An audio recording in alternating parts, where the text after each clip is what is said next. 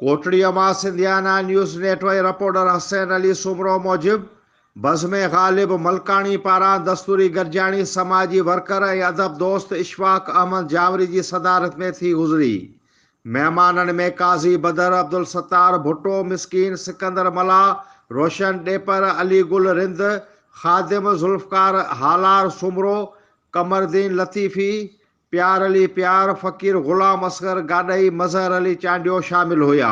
शुरूआत कमरदीन लतीफ़ी लतीफ़ साईं जी वाईअ सां कई। अब्दुल सत्तार भुट्टो गीत ॿुधायो। काज़ी बदर पंहिंजी शाइरी ॿुधाए वाह वाह कराए छॾी। ज़ुल्फ़कार हालार सुमरे पंहिंजी शाइरी ॿुधाई। मिस्कीन सिकंदर मला पंहिंजी शाइरी कलंदर साईं जे शान में ॻाए ॿुधाई। जॾहिं त अली गुल रिंद पंहिंजी शाइरी ऐं शाइर लोंग मला वफ़ा बलोच अख़्तियार गौरी रोशन डेपर ख़ूबसूरत अंदाज़ में पेश कई। तक़रीब में सूफ़ी रागी मज़हर अली चांडियो सूफ़ी गीत ऐं प्यार अली प्यार पंहिंजी शाइरी तरन्नुम सां ॿुधाए दाद हासिल कयो। शरीक साथी इक़रार अली इक़रार शेर मोहम्मद जमाली अब्दुल हमीद जमाली लाहौती मोहम्मद रमज़ान जमाली मोहम्मद हसन समेत केतिरनि ई शाइरनि अदीबनि शिरकत कई।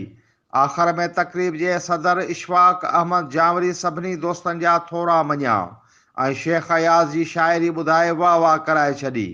कारवाई ज़ुल्फ़कार अली हालार हलाई।